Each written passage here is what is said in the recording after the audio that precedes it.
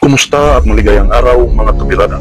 Sa videong ito ay mayroon po tayong kunting update sa schedule at mga titihan o pamasahe ng bus ng okupasyon ng YGPC o Yanson Group of Bus Company sa pamamagitan ng Patsilor Express Incorporated na biyaheng Bohol to Davao vice versa. Pero bago natin ipagpatuloy ang biradahan, kung bago ka palang nakabisita sa aking channel at di ka pa nakasubscribe, ay subscribe mo na yan at pindutin na rin ang notification bell para naman updated ka sa Kabirada TV. Welcome to Kabirada TV.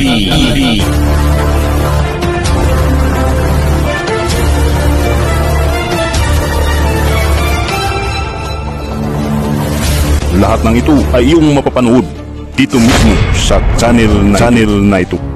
In this video mga kabirada ay mag-uunboard po tayo dito sa biyaheng Bohol to Davao. Sasakay tayo sa kanilang bus mula Davao Terminal ng Tagbilaran City, Bohol patungong Davao City. Naglaan po tayo ng ilang oras at araw para ma-experience natin ang biyaheng ito. Para sa gustong sumakay sa biyaheng ito, narito ang araw ng kanilang schedule: Lunes, Miyerkules, Biyernes at Linggo. Ang opisyal na oras ng biyaheng ito ay alas 10 ng umaga, ngunit minsan ay aabot pa hanggang 11 ng umaga, at para siguradong walang maiiwan, kaya aalis na lang sila 11:45, at ang estimated time arrival sa Hagna ay 4:30 ng hapon. At sasakay na naman ito sa isang barko ng Light Ferry o Light Shipping Incorporated. Aalis sa Hagna ng barko 11 ng gabi, at estimated time arrival sa daungan ng Nasipit ay mahigit kumulang alas 5 ng umaga, at ito'y makarating sa Davao City ng mahigit kumulang alas 4:30 ng hapon, at lahat ng ito ay nakadepende sa sitwasyon ng panahon.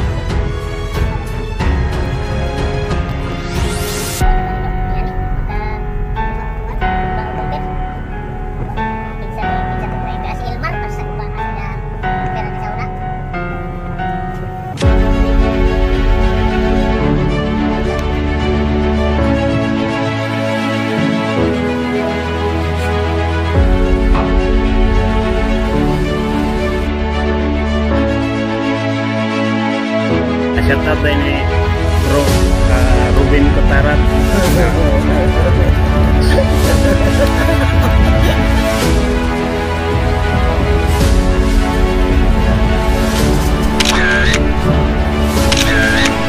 Kabirada, narito naman ang schedule pabalik mula Davao to Bohol.